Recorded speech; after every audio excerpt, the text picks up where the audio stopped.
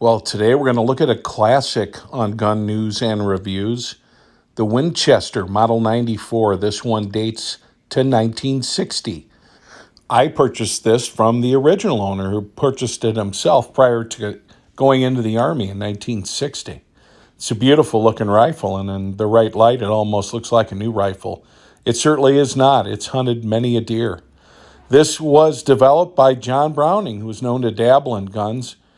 Just 2 years after the introduction of the 1892, there was a need for something that was going to have the capability to handle the new smokeless powder rounds being developed by Winchester, which later is known as the Winchester 3030. Today we want to take a look at this, talk about it a little bit, as well as shoot it. The magazine tube holds 6 rounds, and after all these years, the spring and the loading mechanism works well.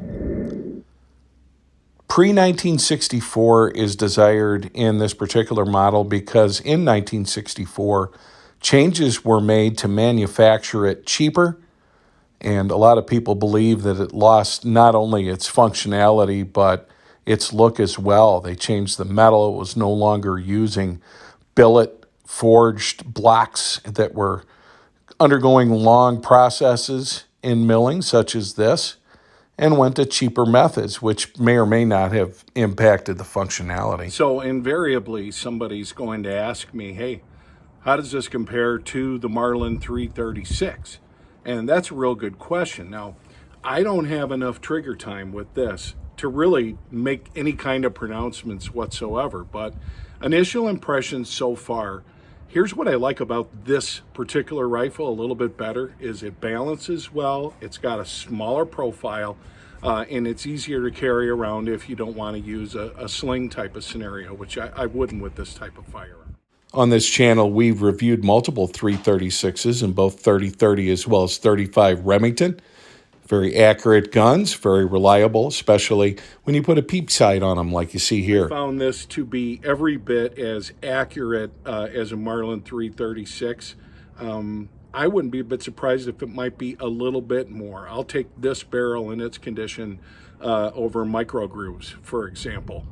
This is the collection of standing 50-yard shots I was taking while filming this video, so you can see what it's capable of. All told, though, the Marlin 336's advantages are obvious. It's side eject, which means you can put a scope on that. You can't do this on this rifle without visiting Bubba, nor would you want to.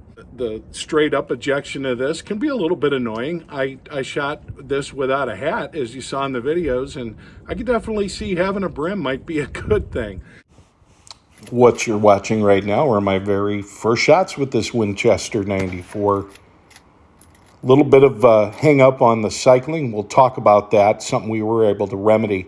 But the gun balances very nicely. Nice, big, generous buckhorn sights. And felt recoil, really nothing for as light a weight firearm as this is at 6.5 pounds. Felt recoil, at least for me, was nothing, so that was kind of nice. You can kind of see here what I mean about needing to wear a hat. This one just flew straight up and nailed me on the side of the head on the way down. Not a big deal. You see the bottom literally drops out on this thing when you cycle it, and it was designed that way to make us for a smaller receiver. What you're looking at right now is really what I believe the cause of the issue was, though. If you see this little part that rises at the very end, that's what locks your bolt in and enables the gun to be fired.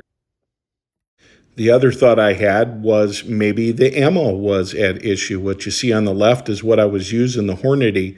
I was able to pick up some of this Remington Core-Locked today, and you see the profile on that. It's a little bit smaller at the tip. Looking here, we also gave the bore as well as the chamber a very good scrubbing to make sure that wasn't part of the issue. But overall, the way this firearm cycles, it's something that's off-putting to some just because of the way that it works. But you can see after properly lubing up that piece, as well as scrubbing the bore, we're finding that the ammunition is loading nicely. I think I'm also getting a little bit more used to that deliberate action at the end of the action. Issue seems to be resolved. There you go.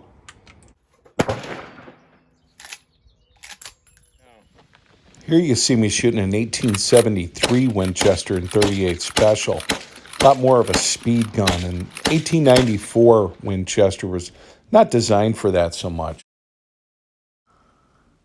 Winchester did switch to a side eject version in the mid-80s, which did help, and that was obviously in response to folks who wanted to scope it up. Speaking of sights, this one I just am noticing now filming doesn't have the little elevation ramp. I was shooting it on target without it. I've got an entire lever gun playlist that I've created. You can access that. I'll help you out with the link. 20 plus overviews of different lever action rifles. You've been seeing a lot of the modern stuff lately. Long overdue for something like this, a classic, the Winchester 1894.